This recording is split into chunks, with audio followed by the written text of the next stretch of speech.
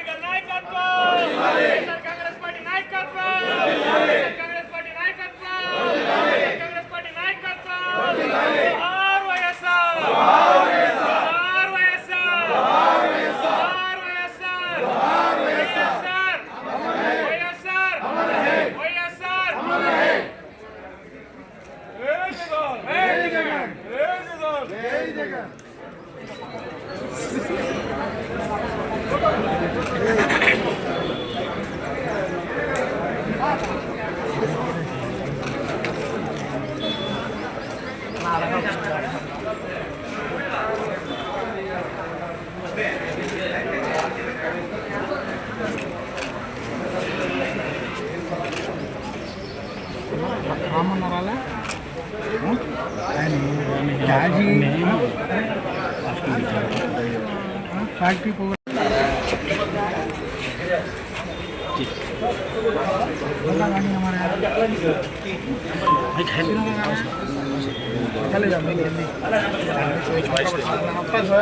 శుభ సందర్భంగా రాష్ట్ర వ్యాప్తంగానే కాకుండా ప్రపంచ వ్యాప్తంగా ఉన్న వైఎస్ఆర్ కాంగ్రెస్ పార్టీ నాయకులకు అభిమానులకు అందరికీ కూడా శుభాకాంక్షలు తెలియజేసుకుంటున్నాను.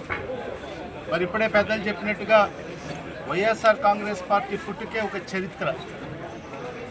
ఎందుకంటే వైఎస్ఆర్ కాంగ్రెస్ పార్టీ పుట్టిందే ఉద్యమాల నుంచి పుట్టిన పార్టీ వైఎస్ఆర్ కాంగ్రెస్ పార్టీ.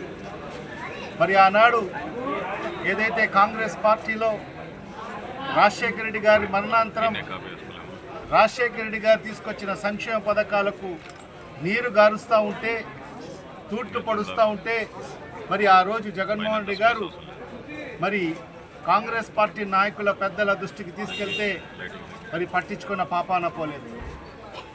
మరి ఆ రోజు పొమ్మనలేక పొగబెట్టి మరి బయటికి పంపించిన పరిస్థితి మనందరికీ కూడా తెలిసిన విషయం. మరి ఆనాడు కాంగ్రెస్ పార్టీ నుంచి బయటికి వచ్చి వైఎస్ఆర్ కాంగ్రెస్ పార్టీని స్థాపించడం జరిగింది. ఇద్దరితో తల్లి కొడుకుతో ప్రారంభమైన వైఎస్ఆర్ కాంగ్రెస్ పార్టీ నెక్స్ట్ ఎలక్షన్స్లో 67 ఎమ్మెల్యేలతో ప్రతిపక్ష స్థానాన్ని కైవసం చేసుకోవడం జరిగింది.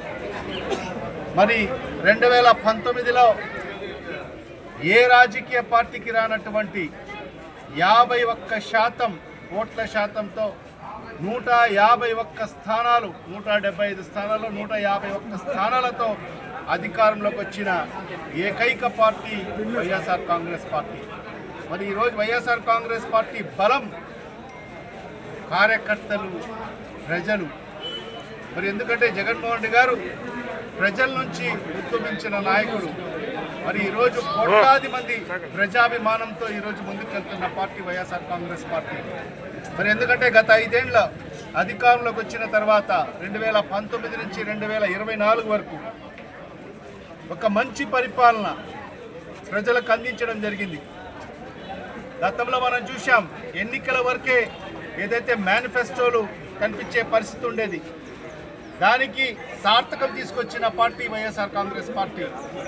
ఎందుకంటే మేనిఫెస్టో అంటే కేవలం ఒక చిత్తు కాగితం కాదు, అది ఏదైతే మా హిందూ సోదరులు ఎంతో పవిత్రంగా భావించే ఒక భగవద్గీత ఎంత పవిత్రంగా భావిస్తారో, మరి అదేవిధంగా రాజకీయ పార్టీగా మా యొక్క ఏదైతే మేనిఫెస్టోని కూడా అంతే పవిత్రంగా భావిస్తాము. మరి అదేవిధంగా ముస్లిం సోదరులు ఎంతో పవిత్రంగా భావించే ఖురాన్ లాగానే మరి మేము ఒక రాజకీయ పార్టీగా మరి మా యొక్క ఏదైతే మేనిఫెస్టోని అంతే పవిత్రంగా భావిస్తాము.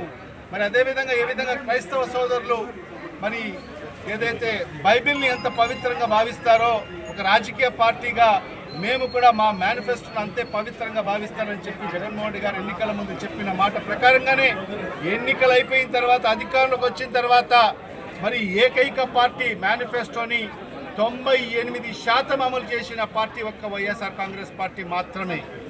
మరి అలాంటి ఒక మంచి పరిపాలన అందించిన తరుణంలో కూడా మనం చూసాం, మొన్న సార్వత్రిక ఎన్నికల్లో ఏ రకంగా ఈరోజు వ్యవస్థల్ని మేనేజ్ చేసి మరి ఈవీఎంలను ట్యాంపరింగ్ చేసి మరి ఈరోజు అధికారులకు వచ్చిన ఈ కూటమి ప్రభుత్వం మనందరికీ తెలిసిన విషయమే. మరి ఈరోజు ఈ ట్యాంపరింగ్ ద్వారా వచ్చినా కూడా ఈరోజు వైఎస్ఆర్ కాంగ్రెస్ పార్టీకి 40% ఓటు బ్యాంక్ ఉన్న పరిస్థితి. ఈరోజు 11 సీట్లు మనకు వచ్చినా మనకు ఓటు శాతం ఎంత అంటే 40% మంది ఈరోజు ఈ రాష్ట్రంలో వైఎస్ఆర్ కాంగ్రెస్ పార్టీకి ఓటు వేయడం జరిగింది. మరి ఇవాళ ఈ 2 ఏళ్ల కాలంలో మనం చూసాం ఈ కూటమి ప్రభుత్వం వచ్చిన తర్వాత.